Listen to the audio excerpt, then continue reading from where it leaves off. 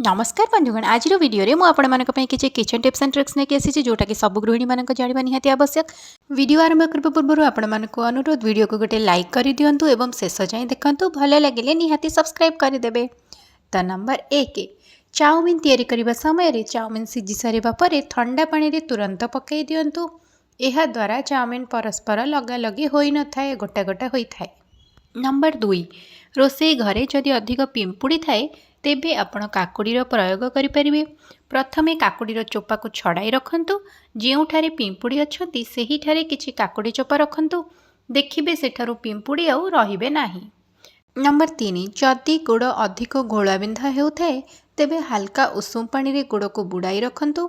देखिए बहुत जल्दी यही समस्या आराम मिलिबो। नंबर 4 प्रतिदिन रात्रि समय शोइबा पूर्व गोटे तंबा बासन रे पानी घोड़ेकी रखंतु एवं सकाळु उठी सही पानी पीवा द्वारा शरीर पई बहुत लाभदायक होइथाए। ता सहित कौनसी पेट समस्या मध्य होई न थाए। नंबर 5 हेंगुरे छुंक लगेकी जदि दही सेवन करती तेबे आंठु गंठी जंत्रणा शीघ्र आराम मिलता है एवं यह पाटी को अधिक स्वादिष्ट लगे सहित अधिक पुष्टिकर मध्य होइथाए। नंबर 6 जदि सूप्रे टमाटो व्यतीत अन्य खट्टा परिबा पकाउछंती तेबे क्षीर पकांतु नाही। नंबर 7 जेकोसी खाइबा पदार्थ को थरे रोषे कर सारिबा परे ताकू बारंबार गरम करी खाइबा उचित नुहे। यह द्वारा खाद्यर पुष्टिकता कमी जाइथाए और खाद्यर टेस्ट मध्य कम लागिथाए। नंबर 8 आपणक खाद्य उत्तम खाद्य यथा क्षीर दही सालाड फल जातीय डाली जातीय खाद्य सबुज पनीपरिबा आदि सामिल करंतु। नंबर 9 माछ भाजुवा समय जदि तावारे माछ भांगी खंड हो जाए तेबे तावा को अल्प ठंडा करी तापर माछ लेउटाइले माछ आउ भांगी न थाए। नंबर 10 शरीरर कौनसी स्थान कटिगले तुरंत सही स्थान रे महू लगाइले तुरंत आराम मिलता है। नंबर 11 शीत दिने चा रे गुजराती एवं अदा पकाई पीले शरीर में होतिबा जंत्रणा उपशम मिलवा सहित रोग प्रतिरोधक शक्ति मध्य बढ़ाई थाए एवं मन रखंतु चा रे सर्वदा चीनी कम पकांतु। नंबर 12 ओजन कमाइबा पई दही सहित कला लुण और गोलमरीच मिसाई खातु। यह द्वारा शरीर में जमी रही चर्बी कम होता है। नंबर 13 पियाज एवं रसुण को काटिबा पूर्व पानी रे किछि समय भिजाई काटंतु। पियाज को किछि समय पानी रे भिजाई रखी काटिबा द्वारा आखि जलापोड़ा होई न थाए एवं रसुण को किछि समय पानी रे बुड़ाई रखिबा द्वारा चोपा शीघ्र छाड़ी जाई थाए। नंबर 14 सकाळु सकाळु छोट पिला शरीर में भल भाव में तेल मालिश करी कलिया खरारे किछि समय पई रखंतु। यह द्वारा पिलांको हाड़ मजबूत होता है। नंबर 15 भेंडी जदि बुढ़ा हो जाए ताको न फोपाड़ी लंबा लंबा करी काटी तेल रे भाजी ताको दही खट्टा किंबा चाउल कांजी करी खाई परिबे।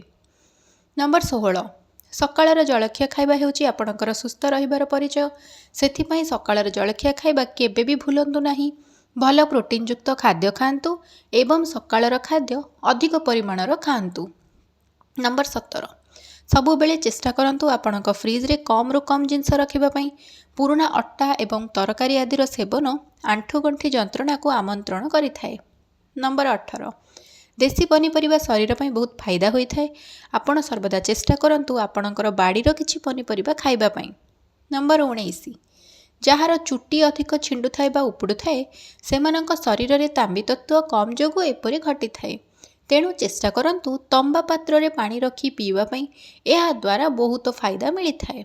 नंबर 20 जहाकू अधिक परिश्रा लगी थाए से माने गुड़ सहित बुट चना खांतु।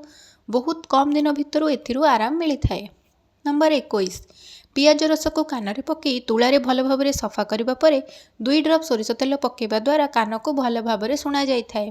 नंबर 22 तेल मसला युक्त खाद्य खाइबार 1 घंटा पर प्रचुर पानी पियंतु। यह द्वारा परिश्रा द्वारा शरीरर सबु मैला बाहर को आसी जाई थाए। नंबर 23 प्रतिदिन अल्प लेंबू और गोटे कंचा लंका खांतु। यह द्वारा विटामिन सी रो अभाव दूर होता है। नंबर 24 उपवास रहिबा द्वारा लिभर जनित समस्या हुए नहीं। तेणु मासरे गोटे दिन उपवास रुहंतु एवं फलमूल खांतु। नंबर 25 कला जीरा थंडा को भल करी दिए। तेणु नाली चा करबा समय कला जीरा फुटाई पियंतु। नंबर 26 गैस ओवन चूलार उपर अंशटी परिष्कार करने को चाहिए गरम पानी रे किछि डिटर्जेंट पकाई टूथब्रश द्वारा यह सफा करि परिबे। नंबर 27 ବରା ତିଆରି କଲା ବେଳେ ବରା ଆଣ ଠିକ୍ ଅଛି କି ନାହିଁ ପରୀକ୍ଷା କରିବା ପାଇଁ ଆଣରୁ କିଛି ଅଂଶ ପାଣିରେ ପକାନ୍ତୁ। ଯଦି ତାହା ଭାସିଲା ତେବେ ଜାଣିବେ ଯେ ସେଟା ଠିକ୍ ଅଛି। ନମ୍ବର 28 ଅଳ୍ପ ଥଣ୍ଡା ପାଣିରେ ଅଳ୍ପ ଲେମ୍ବୁ ରସ ଅଳ୍ପ ଲୁଣ ପକାଇ ମୁହଁ ଧୋଇଲେ ଚେହେରା ଟାଇଟ୍ ଓ ଚମକଦାର ହୋଇଥାଏ। ନମ୍ବର 29 ସକାଳୁ ସକାଳୁ ଖାଲି ପାଦରେ ଘାସ ଉପରେ ଚାଲିଲେ ଦୃଷ୍ଟିଶକ୍ତି ବୃଦ୍ଧି ହୋଇଥାଏ ଏବଂ ଯାହାକୁ ଦୂରରୁ ଜିନିଷ ଦେଖାଯାଉ ନାହିଁ ସେମାନେ ଏହାକୁ ନିଶ୍ଚୟ କରନ୍ତୁ। ନମ୍ବର 30 ଭେଣ୍ଡି କାଟିବା ସଙ୍ଗେ ସଙ୍ଗେ ଯଦି ଭେଣ୍ଡିରେ ଅଳ୍ପ ଲେମ୍ବୁ ରସ କିମ୍ବା ଦହି ମିଶାଇ ଦିଅନ୍ତି ତେବେ ଭେଣ୍ଡି ପରସ୍ପର ସହ ଲାଗିବ ନାହିଁ। ନମ୍ବର 31 ଗଜା ହୋଇଥିବା ମୁଗ ଓ ବୁଟ ଆଦିକୁ ଫ୍ରେଶ୍ ରଖିବା ପାଇଁ ଅଳ୍ପ ଲେମ୍ବୁ ମିଶାଇ ଫ୍ରିଜ୍ରେ ରଖନ୍ତୁ, ଅଧିକ ଦିନ ଯାଏଁ ତାଜା ରହିଥାଏ। ନମ୍ବର 32 ପାଦରେ କଣ୍ଟା ଫୁଟିଗଲେ ସେହି ସ୍ଥାନରେ କିରୋସିନ ଲଗାଇ ଦିଅନ୍ତୁ, କଣ୍ଟା ଶୀଘ୍ର ବାହାରି ଆସିଥାଏ। ନମ୍ବର 33 ପଖାଳ ଭାତ ସହିତ କଞ୍ଚା ଲଙ୍କା ଅଳ୍ପ ଲେମ୍ବୁ ରସ ଦହି କଟା ଧନିଆ ପତ୍ର ଏବଂ ସ୍ୱାଦ ଅନୁଯାୟୀ ଲୁଣ ପକାଇ ଖାଆନ୍ତୁ, ଦେଖିବେ ପଖାଳ ଭାତ ବହୁତ ଟେଷ୍ଟ ଲାଗିବ।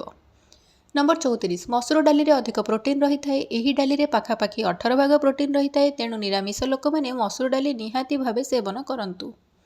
ନମ୍ବର 35 ଓଭନ୍ ବ୍ୟବହାର କରିବା ମାତ୍ରେ ଏହାକୁ ନିହାତି ଭାବେ ପରିଷ୍କାର କରି ରଖିବେ। ଗରମ ଥିବା ସମୟରେ ଭିତର ଅଂଶକୁ ନ୍ୟୁଜ୍ ପେପର ଦେଇ ପୋଛିଦେବା ଭଲ। ଗୋଟିଏ କପ୍ ପାଣିରେ 1 ଚାମଚ ସୋଡ଼ିୟମ ବାଇକାର୍ବୋନେଟ୍ ଗୋଳି ଗୋଟିଏ କପଡ଼ା ଭିଜାଇ ଓଭନ୍କୁ ଭଲ କରି ପରିଷ୍କାର କରିନିଅନ୍ତୁ। ନମ୍ବର 36 ଯେକୌଣସି ତରକାରୀ ଛୁଙ୍କ ଲଗାଇବା ବେଳେ ସୋରିଷ ତେଲ ସୋରିଷ ଜିରା ଭୃଷଙ୍ଗ ପତ୍ର ଶୁଖିଲା ଲଙ୍କା ବ୍ୟବହାର କରନ୍ତୁ। ଏହା ଦ୍ୱାରା ବହୁତ ଫାଇଦା ମିଳିଥାଏ, ତା ସହିତ ତରକାରୀ ବହୁତ ଟେଷ୍ଟ ଲାଗିଥାଏ। ନମ୍ବର 37 ଅରୁଆ ଭାତ ଫୁଟାଇବା ସମୟରେ ଅଳ୍ପ ଘିଅ ଓ ଅଳ୍ପ ଲେମ୍ବୁ ରସ ପକାଇବା ଦ୍ୱାରା ଭାତ ସଫା ଓ ଗୋଟା ଗୋଟା ହୋଇଥାଏ। ନମ୍ବର 38 ଯଦି ତରକାରୀରେ ଅଧିକ ଲୁଣ ହୋଇଯାଏ ତେବେ ତରକାରୀରେ କିଛି ଅଟା ଗୁଳା ପକାଇ ଦିଅନ୍ତୁ। ଅଟା ଗୁଳା ସବୁ ଲୁଣ ଭିଡ଼ି ଦେଇଥାଏ। ଆଉ ଗୋଟିଏ ଉପାୟ କରନ୍ତୁ, କିଛି ସିଝା ଆଳୁ ତରକାରୀରେ ପକାନ୍ତୁ, ଏହା ଦ୍ୱାରା ତରକାରୀ ଆଉ ଲୁଣିଆ ହେବ ନାହିଁ। 39 କିଚେନ୍ ଟାୱେଲ୍ କିମ୍ବା କିଚେନ୍ କପଡ଼ାରେ ଯଦି ତେଲ ଲାଗି ମଇଳା ହୋଇଯାଏ ସେହି କପଡ଼ାକୁ ପାଣି ସହିତ ଡିଟର୍ଜେଣ୍ଟ ମିଶାଇ 15 ମିନିଟ୍ ଲୋ ଫ୍ଲେମ୍ରେ ଫୁଟାଇ ଧୋଇଦେଲେ କପଡ଼ା ପୁରା ପରିଷ୍କାର ହୋଇଯାଏ। ନମ୍ବର 40 ଅଣ୍ଡାକୁ ଫ୍ରିଜ୍ରେ 1 ସପ୍ତାହ ଯାଏଁ ସୁରକ୍ଷିତ କରି ରଖାଯାଇପାରେ, କିନ୍ତୁ ଅଧିକ ଦିନ ରଖିଲେ ଏହାର ଗୁଣ ସବୁ ନଷ୍ଟ ହୋଇଯାଇଥାଏ।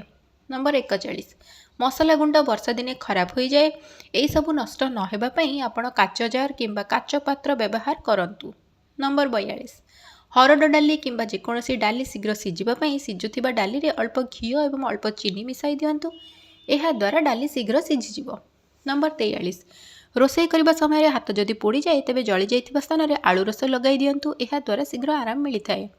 ନମ୍ବର 44 ରୁଟିକୁ ଘିଅ କିମ୍ବା ତେଲ ବଦଳରେ ଲହୁଣୀରେ କଲେ ରୁଟି ଅଧିକ ଟେଷ୍ଟ ଲାଗିଥାଏ। ନମ୍ବର 45 ମେଡ଼ିସିନ ଡବାରେ ତଳେ କିଛି ତୁଳା ରଖିଦିଅନ୍ତୁ ଓ ଉପରେ ମେଡ଼ିସିନ ଉପରେ ତୁଳା ରଖିଦିଅନ୍ତୁ, ଏହା ଦ୍ୱାରା ମେଡ଼ିସିନ ନଷ୍ଟ ହେବ ନାହିଁ କି ଗୁଣ୍ଡ ହେବ ନାହିଁ କି ଖରାପ ମଧ୍ୟ ହେବ ନାହିଁ। ନମ୍ବର 46 ଚାଉଳକୁ ଅଧିକ ସମୟ ଧୁଅନ୍ତୁ ନାହିଁ, ଅଧିକ ଧୋଇବା ଦ୍ୱାରା ଚାଉଳର ପୌଷ୍ଟିକତା ନଷ୍ଟ ହୋଇଯାଇଥାଏ। ନମ୍ବର 47 ସାରୁ କାଟିବା ପୂର୍ବରୁ ଲୁଣ ପାଣିରେ 10 ମିନିଟ୍ ପକାଇ ରଖନ୍ତୁ, ଦେଖିବେ ହାତ କୁଣ୍ଡେଇ ହେବ ନାହିଁ। ନମ୍ବର 48 ଡାଲି ଡବାରେ କିଛି ଶୁଖିଲା ଲାଲ ଲଙ୍କା ପକାଇଲେ ଡାଲିରେ ପୋକ ଲାଗିନଥାଏ ଓ ଡାଲି ଅଧିକ ଦିନ ଯାଏଁ ସୁରକ୍ଷିତ ରହିଥାଏ। ନମ୍ବର 49 ଫ୍ରିଜ୍ରୁ ଦୁର୍ଗନ୍ଧ ବାହାରୁଥିଲେ ଫ୍ରିଜ୍ରେ 2ରୁ 4ଟି ଲେମ୍ବୁ ଖଣ୍ଡ ରଖିଦିଅନ୍ତୁ, ଏହା ଦ୍ୱାରା ଦୁର୍ଗନ୍ଧ ଆଉ ବାହାରିବ ନାହିଁ। ନମ୍ବର 50 ପନିପରିବା କାଟିବା ପାଇଁ କାଠ କିମ୍ବା ପ୍ଲାଷ୍ଟିକ୍ ବୋର୍ଡ଼ ବ୍ୟବହାର କରନ୍ତୁ। ମାର୍ବଲ କିମ୍ବା ଗ୍ରାନାଇଟ୍ ସ୍ଲାବ୍ରେ ପନିପରିବା କାଟିବା ଦ୍ୱାରା ଛୁରୀର ଧାର କମିଯାଇଥାଏ। ଭିଡ଼ିଓଟିକୁ ଏଇଠାରେ ଶେଷ କରୁଛି। ଯଦି ଆପଣମାନଙ୍କୁ ଏହି ଭିଡ଼ିଓଟି ଭଲ ଲାଗିଛି ତେବେ ଦୟାକରି ମୋ ଚ୍ୟାନେଲକୁ ସବସ୍କ୍ରାଇବ୍ କରି ଭିଡ଼ିଓକୁ ଗୋଟେ ଲାଇକ୍ ନିହାତି କରିଦିଅନ୍ତୁ ଏବଂ ସାଙ୍ଗସାଥୀ ଓ ବନ୍ଧୁବାନ୍ଧବମାନଙ୍କ ପାଖକୁ ସେୟାର କରିଦିଅନ୍ତୁ ଏବଂ କମେଣ୍ଟରେ ଜୟ ଜଗନ୍ନାଥ ଲେଖିଦିଅନ୍ତୁ।